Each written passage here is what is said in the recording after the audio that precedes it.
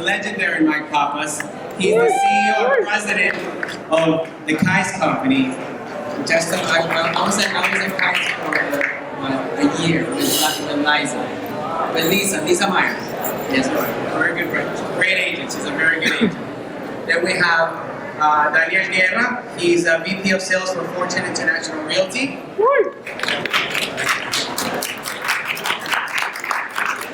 And we have a new up-and-coming, which is Sebastian Vallejo. He's the managing director for Ron Harris Stevens down here in South Florida. So if you guys can just introduce yourself a little bit, just give me, within a minute, a little bit about yourself, how you got started, and very simple. Hi everybody.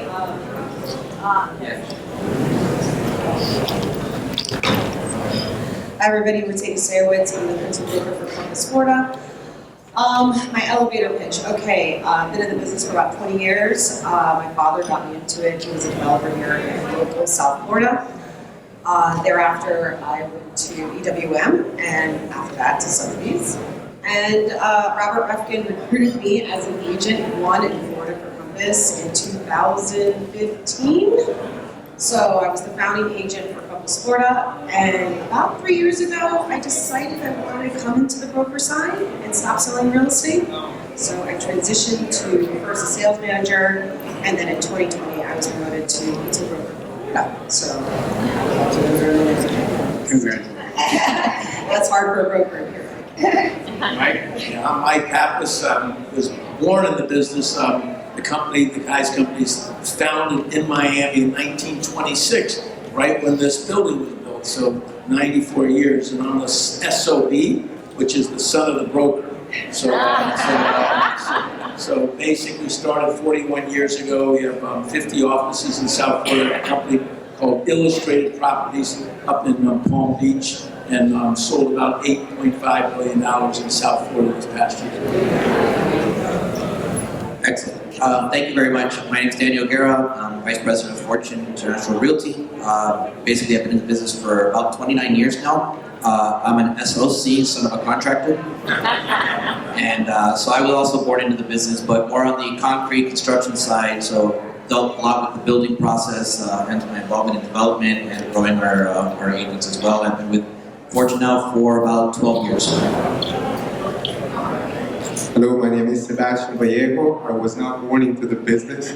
I used to be in the music business, very different from real estate, and basically everything that we needed to do was promote artists and get them out there, so people would know them. And then when I came to real estate, I realized that it was kind of a transferable knowledge and just be able to promote the properties. And then when I had the opportunity to join Brown Harris Stevens in the managing director position, I saw I could transfer those skills to not promoting artists, but agents. And it's been a very good ride so far, so I'm very glad to be in real estate. Alrighty, thank you very much. So we're going to go ahead and get started with the questions. We are going to get started with the legendary Mike Pappas. So, how has your firm been able to handle all of the sudden changes with the supply and demand? It's been you guys know, it's been a crazy year. I was looking at the stats. There's more properties that have been sold in South Florida this year than really has ever been sold in South Florida. Record numbers, with the average price appreciation of 25 and 30%, almost 40% over 2-year run. I was giving you a little statistics of the $10 million mark, which we see luxury markets. The $10 million homes 2 years ago in 2019 for South Florida, only 110 million homes sold. This past year, 450 $10 million homes have sold, almost, 2 a day, where before 2 a week were selling. So we've been blessed. In March of 2020, we went into a hibernation and went into a hole, saying, how do we cut? Here we go again, here's 08, and the market dropped 50%. in those 2 months, but then we've been blessed with, since June of 20, what I call a super boom real estate market for the last period of time. So with videos, with farms, with our virtual ability to be able to manage the firm, we had the platform, and we've just now been able to accelerate all the platform, all the services. So it's been exciting, and I think our team has been able to pivot and change because we have a lot of things in place for us. Yeah, I mean, obviously we all didn't expect this year and these last 12 months or 24 months, however long we've been in it. But at Compass, we actually, with the pivot, as Mike said, we really doubled down on staffing because our agents, we saw such a need for our agents needing the support. So, for example, in Florida at large, we went from 80 to 180 staff to date now, which is like a lot less this year. That's a big deal, right? Same agent experience managers, sales managers, we tripled our sales manager headcount in Florida. And yeah, it's just all about supporting the agents, making sure the transactions get through quickly and effectively. Besides that, obviously our technology has gone up and beyond. We've launched the first end-to-end platform, which is basically they can do everything with Compass finally. Florida was actually the first region in the country to do that, so I feel very proud of that baby. And it's only helping our agents every day grow their business and keep up with the demand for their needs and their business and day-to-day. So that's how we perform to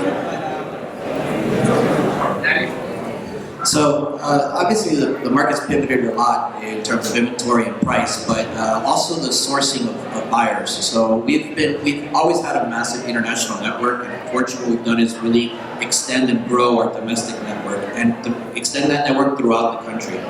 So we're benefiting a lot from the low taxes that we have and all of the people that are coming and migrating to Florida, but obviously dealing with the struggles of inventory. We hit our all-time home sales best year by October this year. So that's an incredible stat. We're doing it at the highest prices ever, but there's no inventory. Today we only have 2 months of inventory, 2.2 months of inventory in single-family homes and about 4.2 months of inventory in condos. So that's what we've been working on as well, is seeing how we can produce, develop, and find more inventory for our agents to sell, and then supporting them with our marketing department to be able to get those listings as well. I think that we saw a tremendous shift in the market. We came from having huge inventories, and the challenge back then was just giving some sort of level of certainty to the sellers that we were going to be able to kind of raise the competition, huge competition, and probably buyers giving them some level of certainty that whatever price they pay is going to sustain throughout time with coming price drops. I believe remaining knowledgeable and having access to data, up-to-speed data, so that we can provide our clients with now level of certainty that they're not overpaying for whatever inventory is out there, and properly guiding the sellers into correctly pricing their properties. We have remained knowledgeable and we let our clients know. And I think remaining connected also within ourselves and with our colleagues has been of the utmost importance. It's the only way to show our clients that we do have access to a number of properties, be it inventory that has gone off the market or inventory that has not come into the market. And I think that this operation between brokerages has paid off significantly. Thank you. So Mercedes, being in resales and in new construction, I see the trend of international clients and domestic clients, and there's a balance. But the most important thing is, how do you think or predict that the Florida will be hot for the domestic clients, since they have stepped up in Florida to do a lot of the purchases? So there's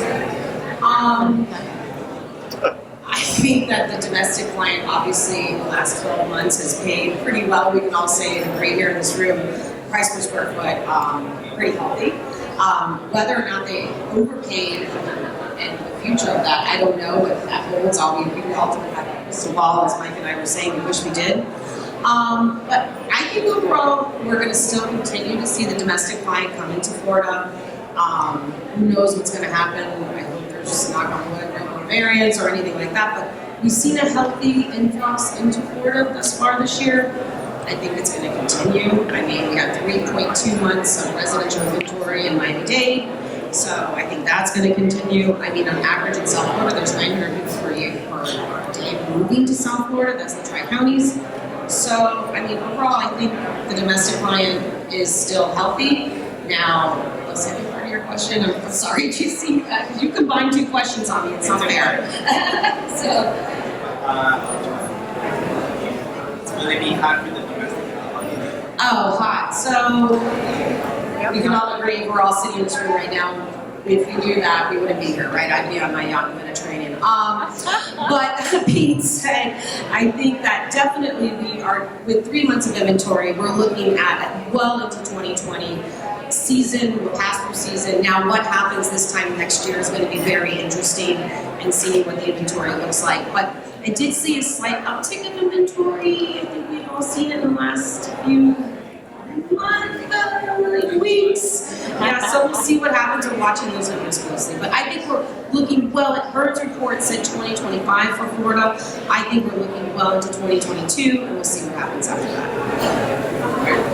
I mean, the domestic market filled the gap for the international market.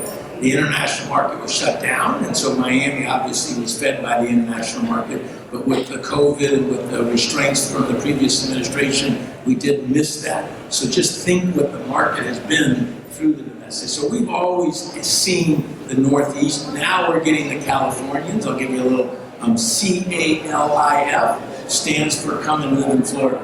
So you're starting to see Chicago and the Northeast. So there's no question that Billy Joel sang about this about 20 years ago and says, we left New York before we all moved to Florida. So there's going to be continue that. We saw an acceleration of that because of COVID. Once COVID erases, is there going to be a settling down of it? But we've become the Wall Street of the South. They're putting their businesses here. We've become the tech center, one of the hottest tech centers. So those have been in genesis before that now are accelerating. So it may be like a flywheel that the dam is broken in the Northeast, and now you're just going to continue to see them come. So I'm very bullish on South Florida for all those reasons. Now, pricing of Miami is now no longer a bargain against some of the other markets, but Broward and Palm Beach and going into Martin and Port St. Lucie, you can still sell what I call reasonable pricing. So I think just what Mercedes says, that the first half of next year is the same. Low inventory, low interest rates, millennials buying, domestic coming in, international coming in. I think you're going to have a strong market. I did look up the MLS, just so you guys know. We've taken more listings this year than we did last year. So everybody says there's no inventory. The problem is the units are up 25%, so we've eaten into the inventory, and that's what's really down. So we took about 190,000 listings in the last 12 months and about 180 some odd thousand, 188, 189. It's only up 1%, and we're down from 19, but not a lot. So we are taking the inventory. The catch is the market and the demand is so much greater. That's eaten into the supply, and that should bring in more sellers with these prices. And I think they're going to sell here and move north and move out and kind of exit the price. So I think it's going to be a good market moving forward. Yeah, just to add to what Mike said, basically, I think COVID to me wasn't a changer, it was an accelerator. People had always been talking about getting into Florida, getting away from taxes, getting better weather, but they were nervous. So how do I do this? How do I move my business? How do I operate remotely? And then all of a sudden COVID came and it's like, wait a minute, we can do this. I'm stuck in an apartment, it's freezing outside, and my business is still productive and functional. Let's go do it from the beach.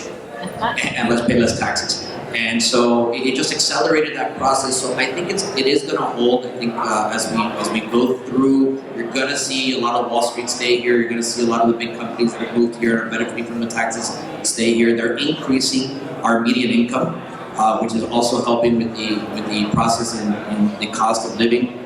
But we're also gonna see that we're still competitive with big markets. We're still cheap compared to San Francisco. We're still inexpensive compared to New York. We're still inexpensive to a lot of global important cities today.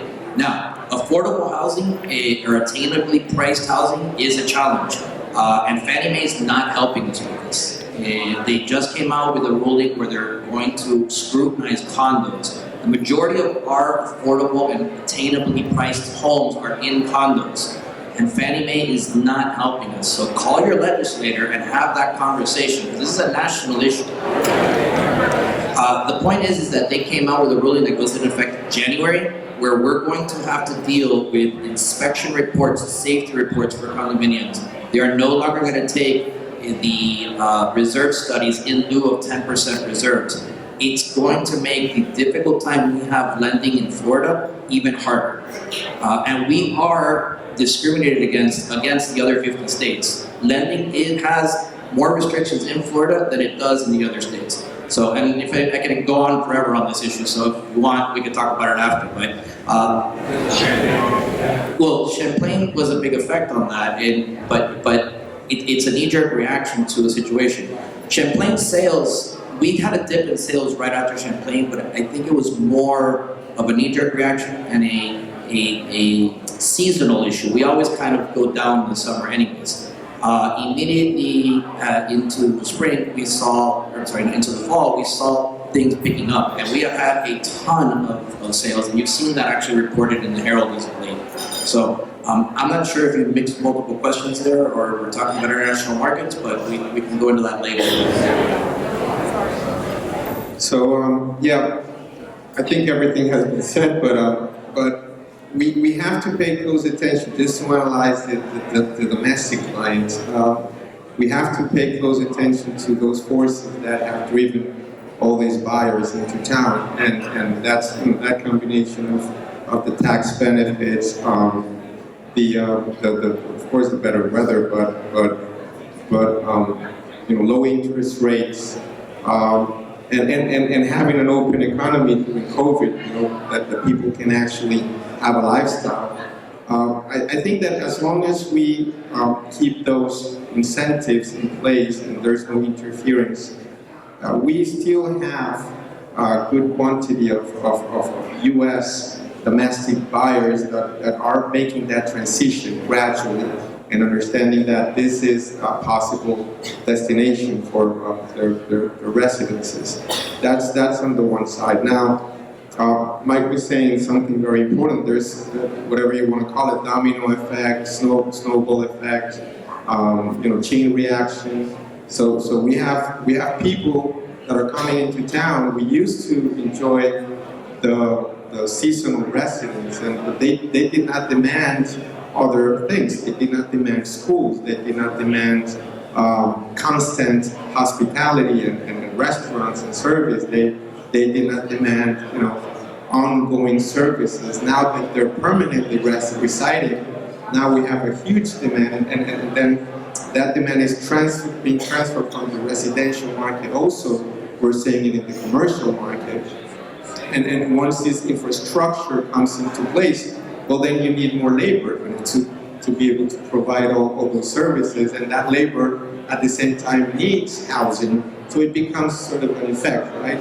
And also, as the domestic client comes in, and Mike was saying something, and then like once we have also the international sphere coming into place, then those not only residents or end buyers, but those investors that are seeing that actually purchasing a property just to hold it for a while and then sell it, that have also increased the prices in our housing, are going to, that's going to make sense. More people coming into the arena makes it a more appealing market. So I think that we do have a sustainable domestic demand, as long as there is no strong interference, interest rates significantly go high, something catastrophic. But as long as we don't have any strong interference, we're looking at a very healthy, low inventory, high demand, which transfers usually into a very strong market, bullish market. Okay, this question is for Danny. We'll start with Danny. So now that there's a lot of, I deal with a lot of international clients. I'm sure a lot of people here, also here, and everybody here in the panel deals with also international clients. They're starting to come back. Some borders are opening up. They're coming back. The domestic client overpaid, had bidding wars, buying properties. Do you think that the same thing might happen with the international clients, and we will have bidding wars with some of these resales? Well, let me start with one of the best things about Miami is that it's so close to the United States. And so the international buyer really never left. Now, it has been suppressed and controlled, but in this past year, we've had $5.1 billion sold to international buyers within the Miami and the greater area. Okay, so it's relevant, right? Now, that's down 10% from 2020, and it's down, I think, 1.8 billion from 2019. So it's still relevant. They're still here. Now, the fact that they're going to be coming more is important, and it is going to have an effect. 64% of international buyers pay cash. So they're coming with their wallets. They're going to definitely have a competition against the domestic buyer. As domestic buyers, our psychology in the United States is we leverage. You can have millions and millions of dollars in the bank. You're gonna leverage. This free money, 2-3% interest rate, that's important. If interest rates go up, we're gonna see that challenge. So, and obviously with the new rules with the Fannie Mae process, it's going to even be a bigger issue. So I think it'll create a competition with the domestic buyer, but as long as the lending interest rates stay low and we can talk to Fannie Mae about getting rid of these rules, we'll be able to see the domestic buyer compete against the international buyer.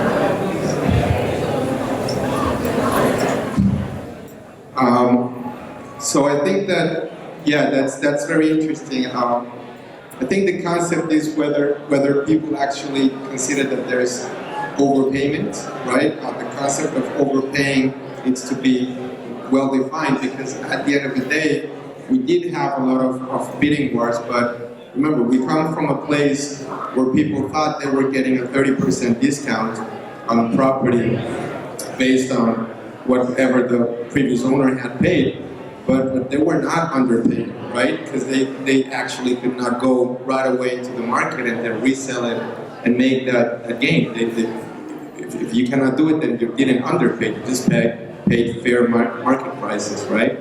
And I think that that's something that the international buyer can also come into, like that they can see, there's a substantial increase in prices, noticeable in some markets more than others, but as long as they see that the trend is growing and that their money is going to be protected and the asset is going to hold the value, at least if they can sell it a number of months from the time they purchase it, then it's really, I wouldn't say that would incentivize, because the perception of overpaying will be there. I think that there's still going to be difficulty to access the market, and I think that that usually does increase prices. So bidding wars or no market should increase, and as long as they feel that the value is going to hold, I see that they are going to enter the market, and we have to keep something into consideration, and it is that throughout COVID, many of these economies they also saw a strong correction in the parity of their currencies, right? We saw many of the Latin American currencies lose buying power against the dollar, and that could, for some people, represent that it's become more expensive to access the market. But if they see the trends of their currencies and it keeps depreciating, their currencies keep losing power to the dollar, it becomes very appealing to jump into the market, even at crazy numbers, even at crazy prices, as long as their assets are going to hold on to their value. We see what we have seen in the past decade that many Latin American buyers and investors bet on the currency more than on the property. So yeah, we can see that happening. I would just add the rental market has been on a boom. Normally, you don't get them in sync. And so we manage a couple thousand homes and condos, and our management company is saying they were doing short-term rentals for nice homes, $2.5 million waterfront homes for $30,000 a month for the 4-month period of time. They've moved to Airbnb, and now they're getting $60,000. So you put that formula into the investment model, and you're seeing even a better return than they previously been seeing. So I think that bodes well as long as that runs. I don't get the numbers anymore. Being the local guy, I'm going like, oh my gosh. I mean, these are crazy numbers, but I do think that we had a home that we rented, or a condo for $1,800. They put it on the market at $2,200, and it ended up getting 6-7 bids at $2,700. So you're seeing the same thing in the rental market. You throw on Airbnb, you throw on the investors, and it just kind of is right for a lot of people to be able to invest. Agree with all three of you guys, and I guess overpaid. I mean, I hope they didn't overpay. I don't think your clients would want to know they overpaid. So I think, that's the question. Did they overpay?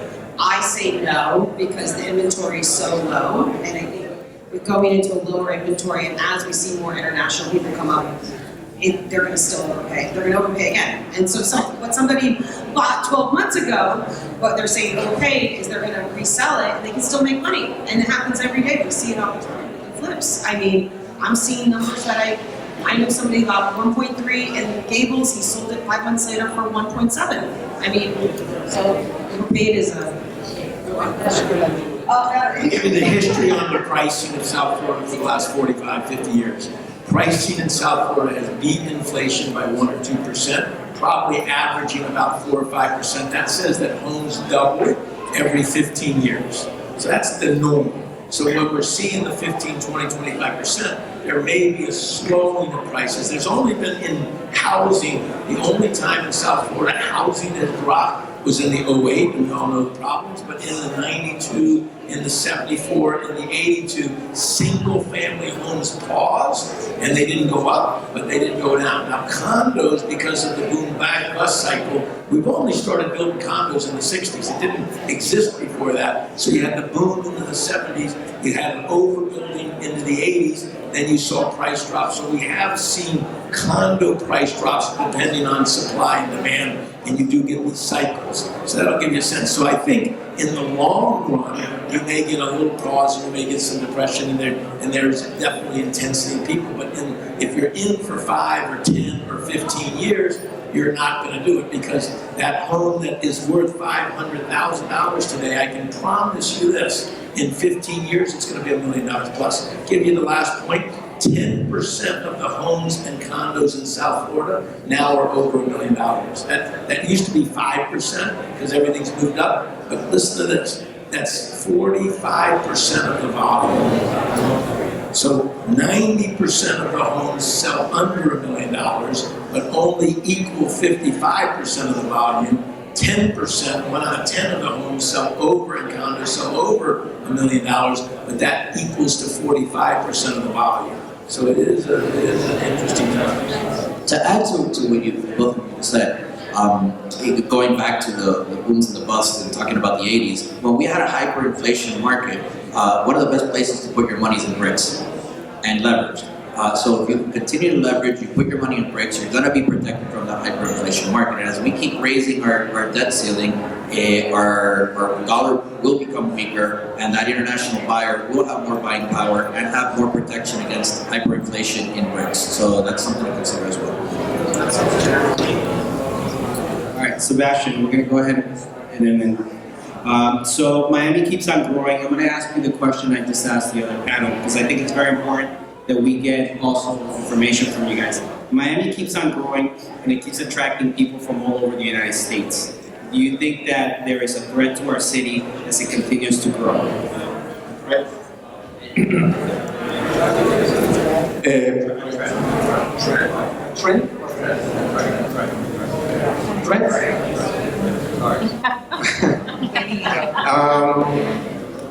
Well, unsustainable growth is always a threat, and I think that we were clearly not prepared for this sudden surge of incoming residents. I would call them challenges more than threats. I would say that we're facing the challenge to supply and to accommodate, like I said before, in schools, hospitals, police officers, firemen. I mean, we do have a huge challenge to be able to supply all the basic and basic services that people require, and even roads, access, traffic. That's a huge challenge. Our weather and the conditions that are driving people in are going to remain, and the trend is going to keep on happening throughout the next years. And now, like we said before, the domino effect is increasing the velocity of that growth. One big threat could be taxing. If properties increasing in prices should provide for more access to capital to develop and to provide these services, but if it is unsustainable, then we could have all sorts of problems. Taxing could become an issue in the next decade if it is impossible to supply all the requirements. Controlling crime and we have all sorts of challenges with the increase of residents in the city, definitely, yeah. But we will work them out. So, one of the things I think that people would consider a threat is traffic, right? We have so much of a growing population and our infrastructure is challenged. But we're actually developing and designing a building now, and one of the biggest conversations is, what are we going to do with the parking lot in 10 years? Because people aren't going to drive anymore. Cars are going to drive themselves. I kept saying we need a landing pad because now everything's going to fly. So the services and infrastructure are changing. They're changing very quickly. I mean, if we had told you 10 years ago this is going to be the most important thing that you're going to carry around all day, would you have believed it? So we're seeing that tech is affecting us drastically, and I think that's going to affect our services. The increase in our property taxes because of the increase in value, I think is going to solve a lot of the service needs that are provided by our local governments. But we're going to see infrastructure challenges, and hopefully it'll be alleviated by tech. How many of you are from the Northeast? Is anybody from the Northeast? Man, people in the back, you're going, I'm not getting up here, Coco. But so if you look at Long Island is from Montauk to the city is 118 miles long, and it's 25 miles wide. And there's 7 million people that live in that area. And if you grew up there and you know anything about it, it used to be farmland and nobody went to it. There's one road getting in and getting out from the city. Did I describe that pretty well? If you turn it, you've got Homestead here and you've got Jupiter here. And guess how long it is? 118 miles. Guess how wide it is? 25 miles. You got the Everglades and the ocean. Guess how many people are here? 6 million. So you tell me, are they going to keep coming? And so if you go to the threats, I mean, I do think it is Miami-Dade County, we resale, these guys, some of them are new homes, we sell more resale condos in Miami than we sell homes. That happened 4 or 5 years ago. We've gone vertical in Miami. Broward's less, and Palm Beach even less. We just picked up a development of selling 100 units, started at $3 million in Palm Beach.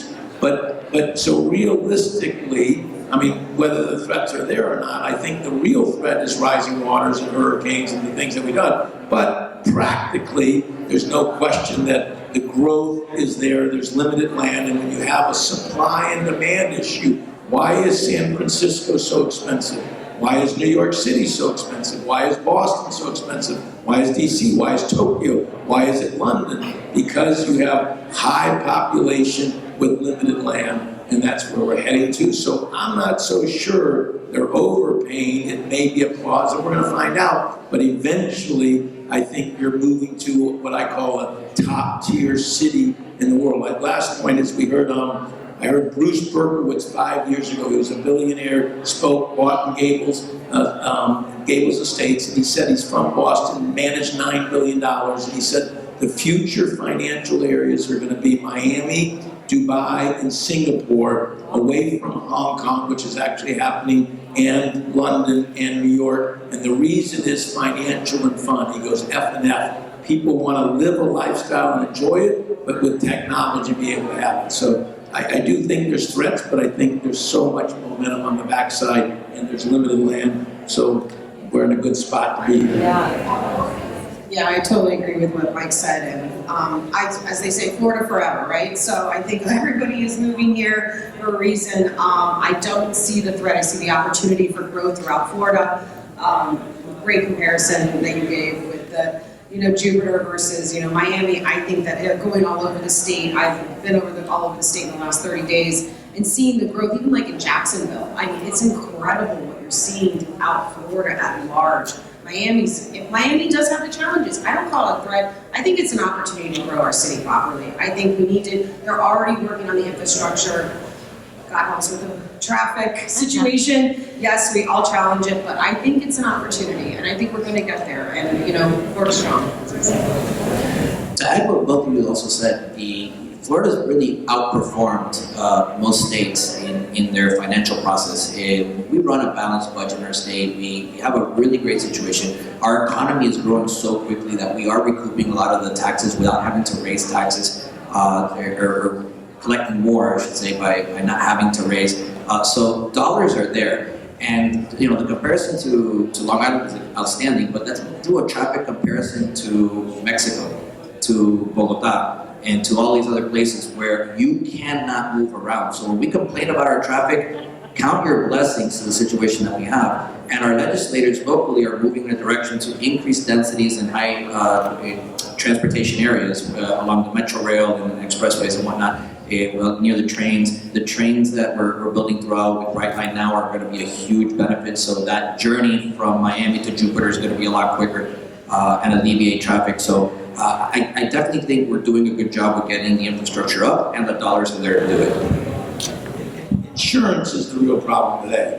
Homeownership, home insurance, and again, if you want, we talked about the two issues, is condominium financing and insurance. Those are going to drag us for a while unless the state does something. We really need an initiative to change the laws.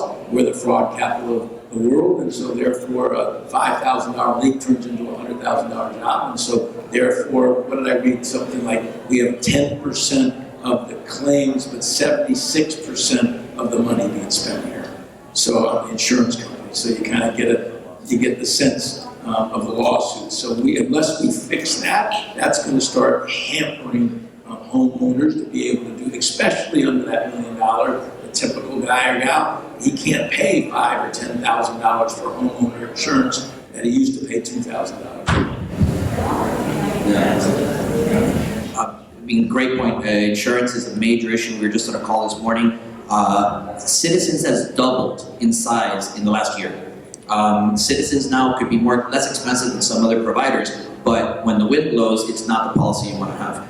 So another opportunity, call your local legislator, try to get involved and see how we can affect things in Tallahassee, because a change has to happen with the insurance situation. The fact that 76% of lawsuits happen in our state is unreal. And believe it or not, Miami is not the worst. Central Florida is where the biggest deal is happening, and that's affecting our roofing issues. Today, you're not allowed to have a roof that's more than 10 years old in some cases, and they're forcing you to replace it immediately, which could be a burden to purchase as well. And that's all because they're making lawsuits for that one shingle, that one situation, which is unnecessary. What's your role in the Miami board today? President. Yeah, so we need to give him a round of applause.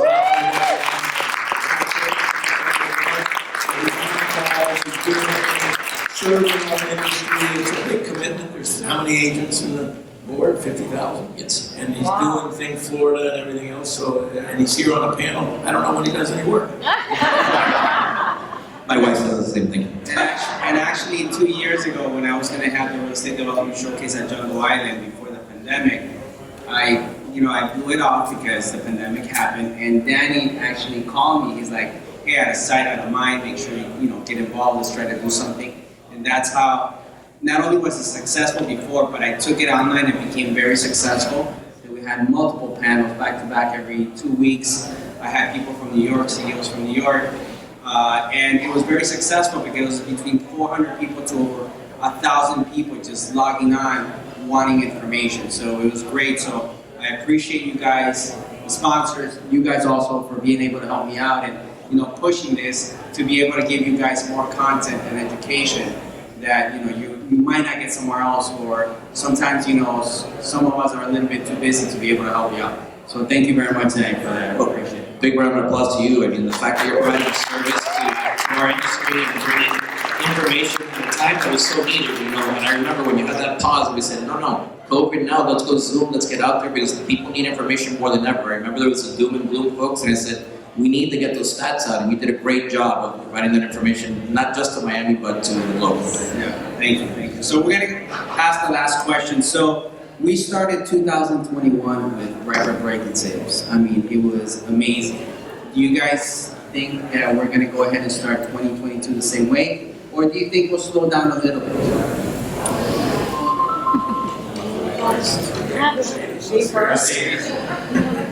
I would say yes. I mean, we're still on the trajectory. I'm seeing a little bit of drop off sale-wise with 2,000 agents. So I'm seeing a little bit of I think we're going to go into the holidays. I hope everybody enjoys the holidays this year because I feel like last year nobody really got to be with their family and friends and all that kind of fun stuff. So I think maybe everybody's going to be really holiday spirited. But I think 2022 will start out strong, yes.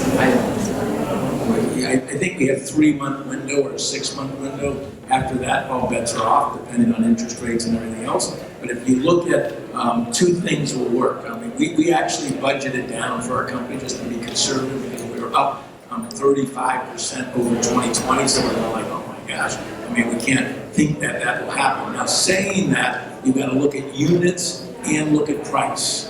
So what will happen, even if units are down 10%, I think price will be up 10%. So you'll be the same volume and we get paid on volume. So in a sense, it could be good. The thing that's going to limit us that you need to watch is the inventory taken. I told you that it's the same this year. But then I did the 4th quarter and it's actually down 15%. So we're taking 15% less listings in the 4th quarter than we did a quarter before and before. So if the inventory doesn't come, then it's going to be knocking on doors, writing people letters, figuring out what you're going to open. I mean, getting out and you have to work harder to find it. If you wait, you're going to miss it. So I think if you're focused and you're working your spirit, you're doing your business, you're going to get the sales and you're going to get the volume, definitely in the first half. And then we'll have another meeting like this and we can talk about it in the summer what the second half will look like. So yeah, inventory is definitely gonna be a pressure. Interest rates are gonna be a pressure, and building products are gonna be a pressure. I mean, to think that wood went from $550 per 1,000 linear board to $1,100 per 1,000 linear board, that's unreasonable, especially in our Central Florida area where a lot of our construction is stick, where we're using wood instead of concrete. So we're having a challenging way of producing more inventory in a moment when we don't have inventory. And it's making some projects just not work. So that's something to keep an eye on.